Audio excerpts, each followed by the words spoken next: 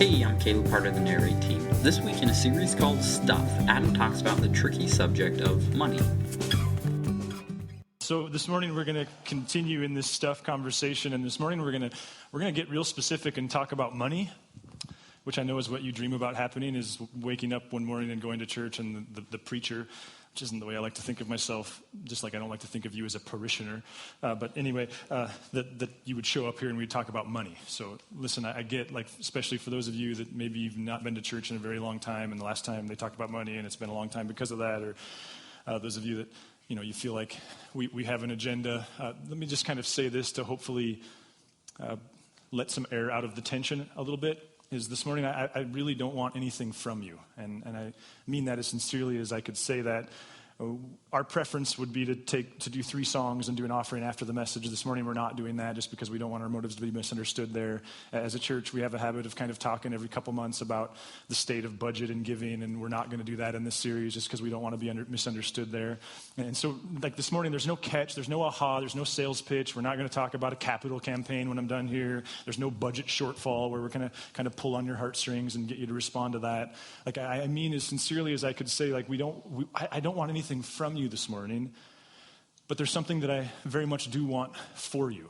In fact, there's a question this morning that kind of frames the whole conversation, and I know I say this often, and I mean it always, but this morning there's not a big idea so much. There's not a big idea I want you to walk away with. I don't really want to preach a point to you necessarily, but there's a question. And I think that if you left here provoked by that question and committed to spending some time on your run or your drive to work or having coffee with your spouse or talking this through with your kids, like, I think if you left here, whether it was intentional or just unintentional, thinking about and processing and figuring out what you do with this question, it'll have been a win for me. So there's this question, and I really think this could be one of the more important questions that you could ever ask. The question is simply this: what if your pursuit of a certain standard of living is actually compromising or undermining your quality of life? Now, what we mean by standard of living is relative to all of us, right? Like, because for some of us we like cars, and for some of us we like furniture, and for some of us we like nails, and for some of us we like clothes. So like I'll allow, or I'm really willing to grant, like, what that looks like is pretty relative. For you, it could be the way you live in college. It could be any number of things. But what if your pursuit, say, of a certain type of car, or a certain reputation among your peers, or a certain type of house, or a certain type of recreational experience, or certain types of vacations, what if your pursuit of a certain standard of living actually compromises and undermines and sabotages your quality of life?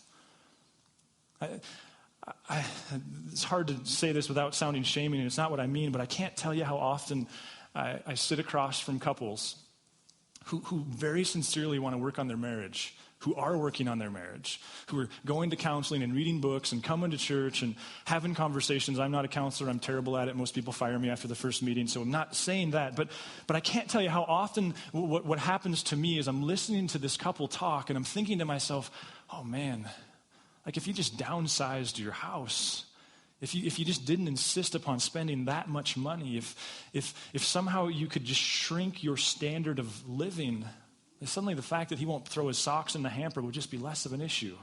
Like, suddenly the fact that she chews ice just wouldn't bug you as much. Because I think that, what I observe is that over and over and over again, when a couple gets on a different page as it relates to this issue, it raises so much stress, so much anxiety, and suddenly all kinds of minor problems become major problems, but they're not major problems. The major problem is they're on a different page with regard to standard of living, quality of life, and yet it's impossible to see. And so really the question that I want to provoke you to think about, there's really 3. There's 1A. 1B would be, what do you believe is the connection between standard of living and quality of life? Like, what do you believe is the relationship there? Because I think what you'll see as you begin to process this is, unless you've spent intentional energy not thinking this way, the human default is to think in terms of a 1-to-1 ratio, a proportionate ratio. Like, as my standard of living goes up, so does my quality of life. Standard of living, quality of life. Standard of living, quality of life. Standard of living, quality of life. And let me say, just as kind of a sidebar, Malcolm Gladwell, in his new book, David and Goliath, he addresses this issue very, very well as it relates to poverty. Because listen, and let me just kind of set this here. I understand that there's an issue of, that there's a level of poverty poverty that has to be dealt with. Gladwell does it very well. Read his book. But what do you believe is the connection? Some of you are visual learners. We call you nerds, but nonetheless, we provided something for you. What if, this I think is the default. That as I earn more, the marriage gets better. As I earn more, parenting gets better. As I earn more, I'm happier with my job. As I ascend up the economic ladder, life just works better. And I guess this morning, the challenge here is to get you to think about where you land in all of that. Because here's one thing, and I don't like to be the guy who stands on the stage and says, our culture, and I'm not necessarily wanting to do that here either. But I think, if you'll just be honest, the message you get from every magazine you read and every billboard you drive by and every radio commercial you hear and every TV show you watch is that it's very proportional. That if you don't spend energy to push back on this is the way you'll think. And that's not a shot against marketing. I frankly really enjoy marketing. I've never studied it formally, but I think we're all marketers. In fact, I kind of have to be careful not to get cynical. Like recently when I sat down with a gal from the radio station and she started explaining principles of marketing to me, and I was like, listen, I practice those principles every Sunday. Like, we're all marketers. If you have a job, if you have a passion, if you have hobbies, if you have values, if you have children, you're a marketer. It's just a matter of how good of a marketer you are. But I do think that if we'll step back and just kind of sit with this question for a while, what you'll see is that that's the default teaching that we're offered. What do you think? What do you believe? Listen, if you're in a relationship, whether there's someone you're thinking about asking out or there's someone that you're going out with and you're thinking about asking them to marry you, if you're in a dating relationship, I think this is one of the most important questions you could ever ask. What do you think? What do you think about the relationship between standard of living and quality of life? Because listen, here's the deal. You end up married to somebody who thinks in terms of standard of living differently than you do. Right or wrong doesn't really matter.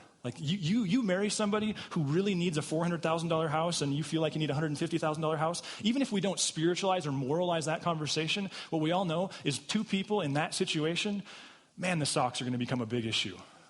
But they're not the issue. That's the problem. I don't get to do much marriage counseling or much premarital work. We're getting better at it. I'm not good at it. Somehow getting better at it is going to involve somebody who is good at it. But nonetheless, I think, do you believe in Jesus? Do you both have the same views there? Or how many kids are you going to have? What type of town do you want to live in? Those are all very good questions. None more valuable, in my opinion, than making sure that you're on the same page with regards to what do you think is the connection between standard of living and quality of life. One of the things that makes me the most proud to be a part of this movement is to sit across from marriages who are doing the work, who are inspired, who suddenly realize that God doesn't want them to be committed to marriage. He wants them to be committed to the relationship. He wants healthy people in marriage. And to see the number of you that are reading books and listening to podcasts and seeing counselors, I think that if your marriage is one of those where you're trying to get it back on the rails, one of the best things you could do would be to engage this question. Because this is the soil of the whole deal. Because when you're on the same page here, just so many stresses, they'll just dissipate. I just guarantee it.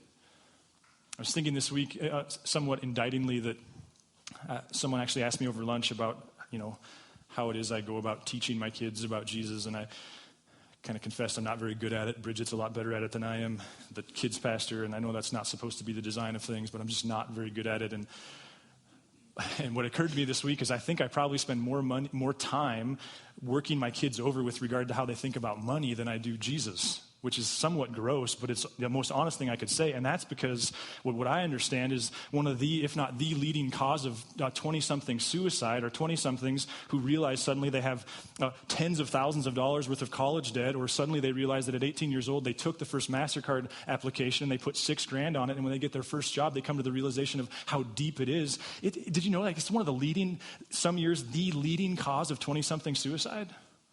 Consumer debt. And so I'm just constantly working my kids over because I'm like, guys, you can get so many things in life wrong and kind of do okay. You can get so many things in life right, but if you get this one wrong, it is so costly. This question this week really helped me as I think about my kids and chores and allowance versus earning money and all those different things that are, to me, so important. I realized, here's really the root of all of it that I need to help my kids with. is that if I could do anything for them, I would have really have provoked them to really pay their fee and make their choice, so to speak, on what do they believe is the relationship between quality of life and standard of living. Because man, if they can end up at a resolute, healthy, moderate place there, and everyone in this room knows it, what job they have, who they marry, so many of those things will become so much simpler. I think if you're in a funk, like we all get in a funk. I think analyzing this question could be at the base of all of it. It could be an appetite issue. It could be this reality of you can just never attain the quality of life that you're seeking and what you're thinking, or the standard of living that you're seeking. And the reality is you're not after a standard of living. You're after a quality of life. But if you don't recognize that, it's trouble. And so here, there's a question. This conversation is kind of amalgam of a lot of ideas I've heard from a lot of people over the last several years, and even some things we've taught around here. But where I was super excited this week, and I had a hard time initially differentiating between, is there a lot of caffeine in my tea, or am I really excited about this idea? But I really think it was this really helped me. And it was the realization that, okay, that's all very important, but let's be honest, that's very intellectual. And every one of us knows how to answer that question on the test. No one gets that question on their SAT. No one gets that question from a prospective boyfriend or girlfriend. No one gets that question from their spouse or their parents and goes, well, I think standard of living is the end-all, be-all. No, we all know that that's not necessarily the answer. Here's where I was excited. I think there's a question. I think there's a process. I think there's a set of tasks that will actually tell you what your answer is. I don't think we have to leave here kind of going hoity-toity, intellectual, cerebral, oh, this is fun to think about. And nerds like me go, oh, I just like to think, stimulate. It doesn't matter how I live, I just like to think. I think there's a question, but here's the warning. It's a really uncomfortable question. You ask somebody that you might want to go out on a date with this question, you may never have to determine whether or not they're the right one or not, because this is a very invasive question. You ask somebody you're dating this question, you better hope she really likes you. Because this is you sit across the table from me at coffee and ask me this question, we're never having coffee again. You ask me this during the game, we're never watching the game together again. This is personal stuff. And it's the stuff that probably most of us have never been asked. Even the people who have loved you the most, served you the most, been the most intentional with you. But here's the question, and I think this gets at the whole deal. What percentage of your income do you live on? Not are you going to live on, not when you get the raise, not when you get out of college, not when you get out of your parents' house. What percentage of your income do you live on? That, I think, is how we know our answer to the question, what's the relationship between quality of life and standard of living? And here's why I think so. Let me just show you a graph. Go ahead. So this person, this hypothetical person, maybe even this you person, this person whose income and spending parallel, they match, it's 100%. What are they saying about the relationship between standard of living and quality of life? What are they communicating about how much of their stuff they need to be happy? What are they communicating about other character traits like generosity and sacrifice? What are you saying when you live this way? Isn't the default, isn't the mindset here, and if you're not there, you've been here, because we all have to work through this, so you can relate to this, but isn't the mindset when we live here of just saying this, if I just had a little bit more, then I'd have enough. When we graduate college, then we'll stop living on every penny. When I get out of my parents' house. When I get the raise. When we pay off the car. When we... And the reality is, I think that if you were to go back 1 year or 5 years or 10 years and to ask, when you first got out of college or when you first got married or when you first got out of your parents' house or when you got your first job or whenever that was, if you were to go back a season and you were to say to you then, past you, so Michael J. Fox to say to past you with me, if you were to say, hey, when you're 25 and a year and a half into your career, when you're 35 and your kids are finally in elementary school and you're 10 years into your career, hey, listen, when you're 21 and you've got your first job after college, you'll be making this much.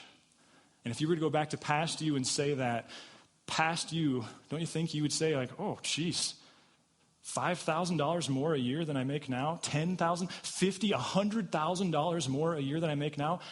I haven't made. And if you were to say to past you, well, you don't.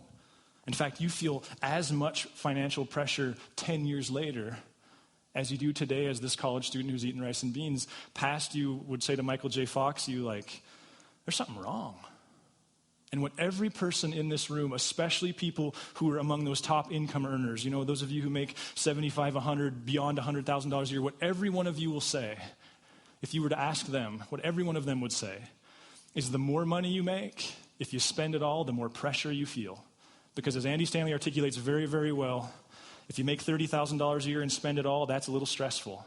Make $50,000 a year and spend it all, that gets a little more stressful because $50,000 a year jobs in Helena, Montana, those are kind of hard to come by. You make $100,000 a year and spend it all, you can't sleep at night because you can replace a $30,000 a year job with relative ease. You try to replace a $100,000 a year income, that's going to be stressful.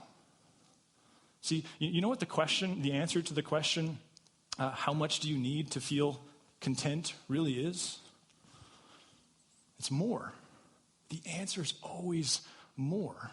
So you have to work through that. You will never, and then I'll stop preaching, you will never earn your way into financial margin. It'll never happen. You will never earn your way into margin. You decide your way into margin.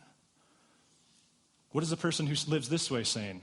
As we ask this question, like what percentage of your income do you live on? That person who spends more than they make? Now think of this, and I know that some of you have credit card debt, and I'm not trying to stick a bony finger in your chest, but think of this. Like on what levels does consumer debt make sense? Emotionally, relationally, life satisfaction stuff. Like you'd be hard-pressed to find a reason in life why having a $10,000 on your credit card would be a good decision. It ruins marriages. It ruins lives. It causes 20-somethings to be suicidal. On and on and on. But here's where it makes sense. If you decide that your standard of living increases your quality of life, then credit card debt is brilliant because you get to rob the system. You get to have a higher standard of living than you make. And so our culture, when you buy into the idea that standard of living equals quality of life, our culture gives you an incredible tool. It's called Visa and MasterCard and American Express. They allow you to increase your quality of life even though you're not earning a higher level of quality of life, if you believe that. Now, here's what happened to me this week is I found myself thinking, where's Jesus at on this whole deal? And what stood out to me as I was processing through this is, and I was just so grateful for Jesus and the way he came and taught as I was thinking about this. He never addresses the issue of standard of living. That's an overstatement. He does, but he defaults to quality of life. Like if you were to ask Jesus, what do you want from me? What does every person, no matter how much they follow Jesus or don't follow Jesus, know about Jesus, don't know about Jesus, what are they going to say? Eternal life. And what we know from the scriptures is that eternal life is not a quantity thing, it's a quality thing. One of my favorite verses on this issue is, and I always feel like a soft theologian when I go one of my favorite verses in the whole Bible is John 10:10 because it's so self-serving, but I like it. The thief comes only to steal and kill and destroy. I've come that they may have life and have it to the full. Eternal life, quality of life. And what stood out to me this week as I was processing through all of this, trying not to be distracted by the Broncos, trying to process something that actually matters, what occurred to me was that I think this question, what do you believe about quality of life versus standard of living, I think you can frame everything Jesus says about money with this question. Because there's lots of confusing things that he says and lots of things where you go so am I supposed to own nothing? Am I supposed to live in poverty? There's all these issues. But if you'll view it through the frame of a standard of living versus quality of life conversation, it suddenly makes very, very, very good sense to me. Let's just take the most controversial, divisive, troubling teaching that Jesus has on money. The rich young ruler. Now, if you're not familiar with the rich young ruler, you're probably familiar with leadership. You've led a team. You've been a part of a company. You've hired people, something along those lines. A guy comes along who is young and powerful. He has influence with people, and he has money. And he says, I want to be on the team. Now, everybody who's ever hired anybody or recruited anybody or worked with anybody goes, I want that guy on my team. And Jesus goes, okay, you want to be on the team, huh? Actually, what the guy says is, what must I do to have eternal life? What must I do to have the quality of life that you propose, Jesus? And remember what Jesus says to him? So frustrating. You just want to go I'm out. If you want to be perfect, Go and sell your possessions and give to the poor, and you'll have treasure in heaven. Then come, follow me. Now, this is kind of insider Christian conversation. Sorry if you're not privy to it. It's not my intention to leave you out. But for thousands of years, Christians have debated, therefore, is poverty the highest goal of Christianity? And before we generalize that, I think we've got to be careful and go, Jesus didn't say that to all the rich people. And what it caused me to think about this week is I wonder if the quote-unquote rich young ruler, I wonder if in answer to the question, what percentage of your income do you need, I wonder if his graph looked like this. Like, I wonder if the big issue there for the rich young ruler was, listen, dude, you think that your quality of life is tied directly to your standard of living. You want what I have to offer. You have to understand there's something that contributes more. There's some things that contribute more to your quality of life than just your standard of living. Now, why did Jesus not say like, okay, so 80% or 100% or 50%, not 100%? I don't know.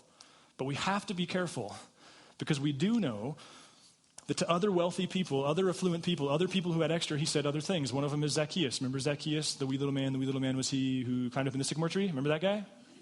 He's rich. I don't know if you want a different word. Sorry, I'm not trying to offend anybody. I like rich people too. So he's wealthy. Like, not trying to put him down. And he, it seems, had some level of knowledge of Jesus prior, but then he hears Jesus is passing that way. And Jesus looked up in the sky and said, remember, Zacchaeus, you come down. See, your Sunday school teacher was successful. And he has dinner with Jesus. And in first century language, not 21st century evangelical language, he communicates his trust in Jesus. He gives himself to Jesus.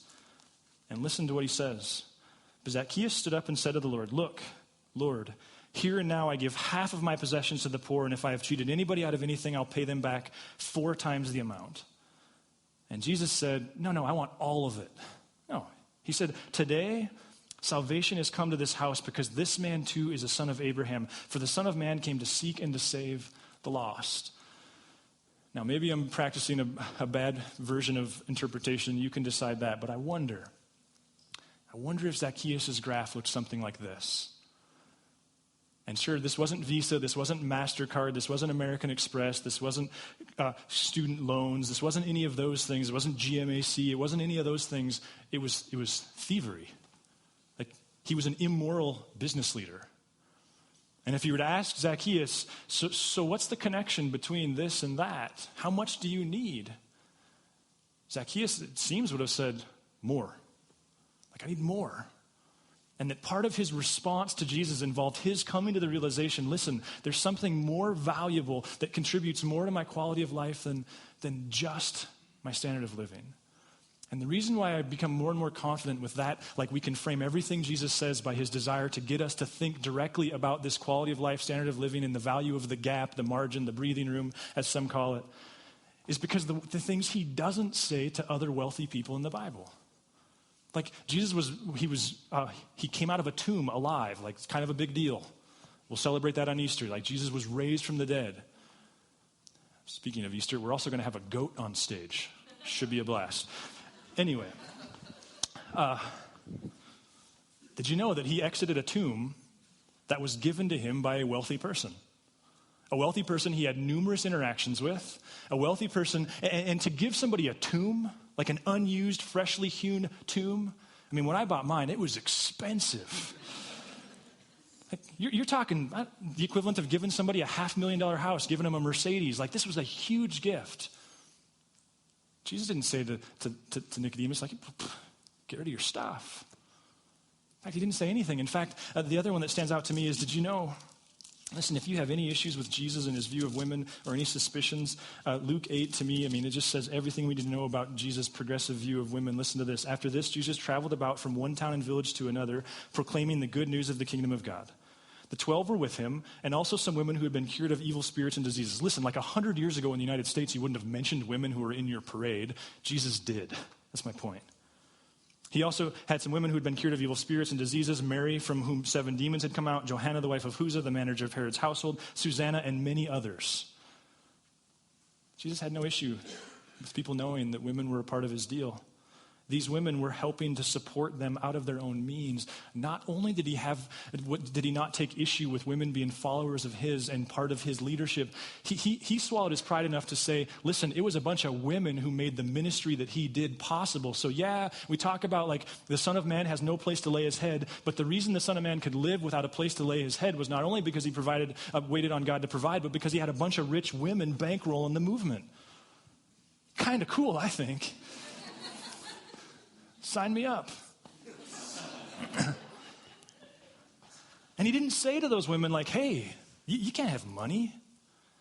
Why? See, here's my point. I wonder if their graphs, the wealthy people who Jesus didn't say these things to, I wonder if theirs looked more like this.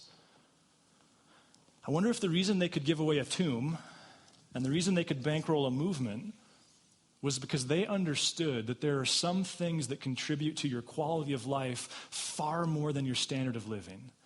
That gap, not only can God use for incredible things, not only does it leave room for God to give birth to generosity and sacrifice, that bring about life, but that margin, that space contributes far more to a quality of life than just a standard of living. I wonder if Jesus didn't have to confront them, in other words, because they already got it.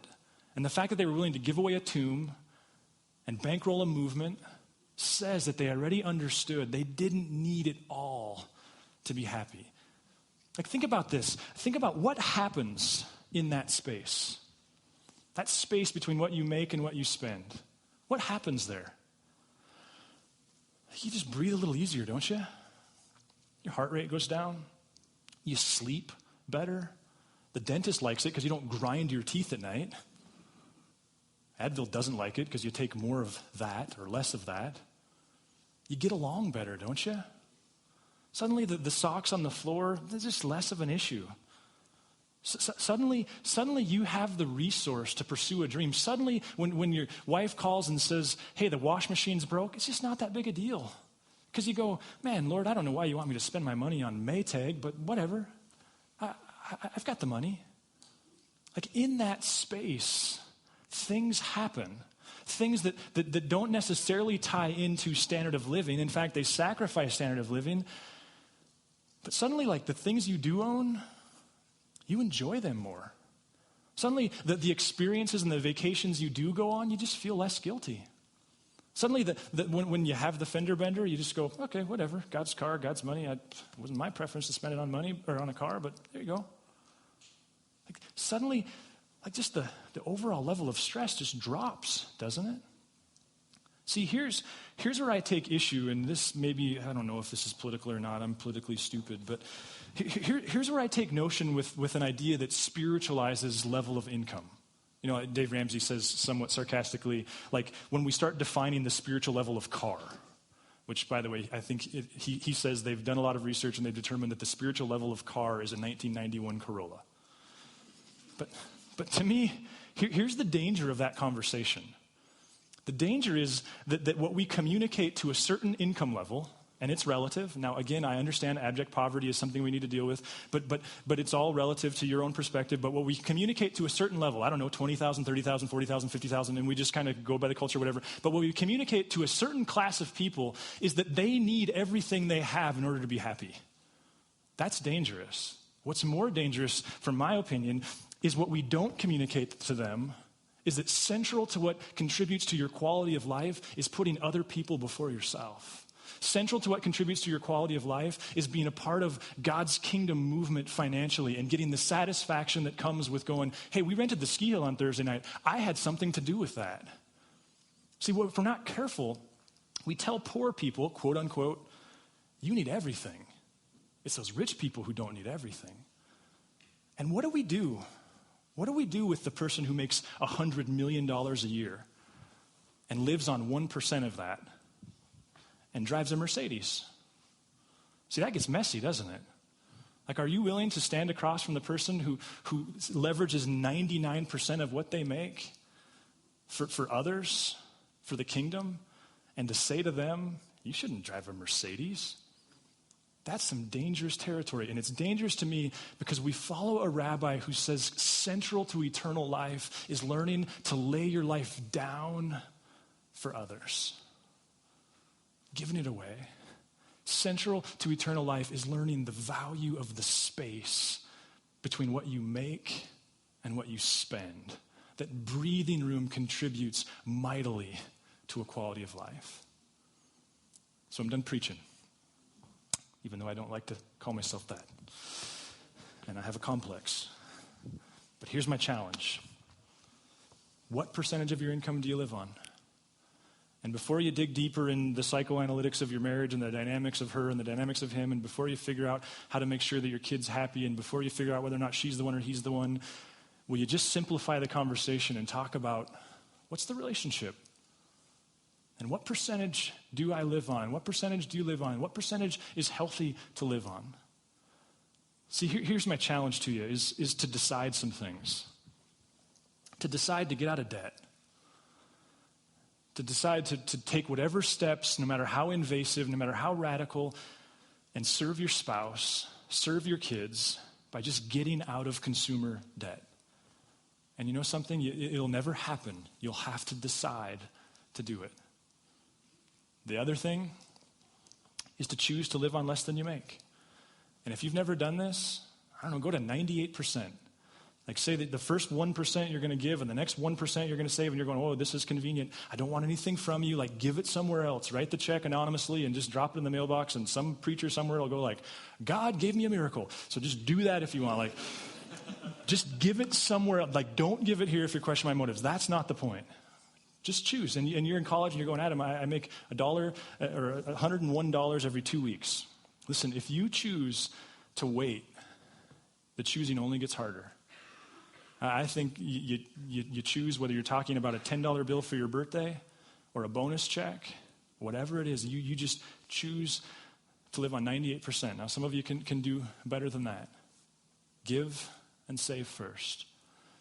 And for me, where this lands, and I understand that I'm avoiding a lot of tension with regards to rich and how rich is too rich and how poor is too poor, but here's the way I've practically lived this out for over 10 years now, is you begin to give, you begin to save, a planned percentage proportional giving and saving.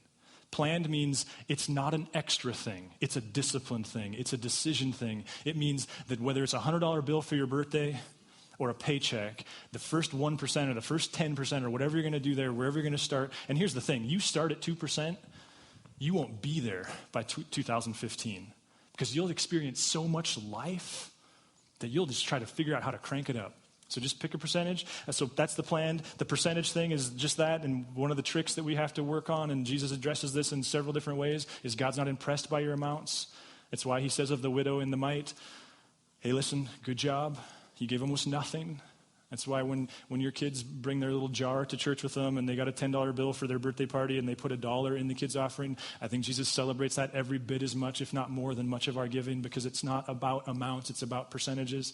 So you pick a percentage, and here for me is how I alleviate the bigger tension, is you give proportionately. What I mean by that is you commit to increasing those percentages. For me, it's annually over the course of time. Teresa and I's goal is that every year, the percentage that we live on goes down 2%. That every year, the percentage that we leverage for giving and the percentage we leverage for saving goes up 1% each. And that I think will take you a long ways to dealing with the tension of how much is too much. Planned, percentage, proportionate giving. Listen, what if Jesus really understands how to live? What if he's not just a religious sage who likes to pass out cards that you can hand over to him when you die? Like, what if his passion, we watched The Lord of the Rings recently with the boys, and one of them, because it's so darn scary, took a lamp to bed with them. And I thought, that's such a brilliant picture. Like, what if Jesus really is the light of the world? What if he really does get marriage and finance and dating and dealing with in-laws and health and all of it? See, we all want to communicate to Jesus we trust him. For you, maybe the next act of quantitative, like measurable trust is to go, Lord, I don't know how in the world I could start living on less. I already feel like I don't have enough. But Lord, I'm going to trust that something happens on the qualitative level when I leverage some of what I have for others. So what do you believe? And what percentage do you live on?